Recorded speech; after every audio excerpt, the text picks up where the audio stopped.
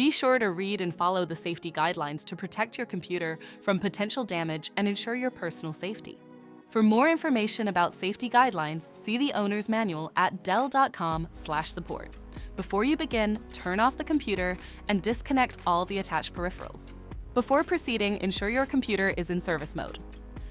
To enter service mode, press and hold the B key on the keyboard and then press the power button. Now, the computer will boot up and the owner tag information is displayed on the screen. Press any key to proceed. The computer will emit 3 short beeps and shut down, indicating it has entered the service mode. Loosen the captive screws holding the base cover in place.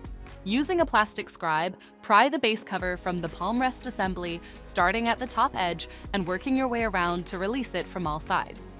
Now, lift the base cover from the palm rest assembly. If your computer is unable to enter service mode, disconnect the battery cable from the system board. To remove the solid-state drive 2230, identify the solid-state drive and remove the 3 screws. Lift the drive out of the system and flip it over. Remove the screw to fully disconnect the drive from the system. To reinstall the solid-state drive 2230, install the screw and flip it over.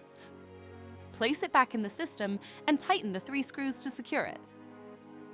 If the battery cable was disconnected earlier, make sure to reconnect it to the system board. Next, align the base cover with the palm rest assembly and gently place it into position. Tighten all required screws to secure the base cover in place.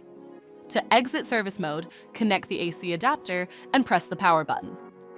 Please note, the system will only power on and exit service mode if the adapter is connected. For more information about your Dell system, visit dell.com/support.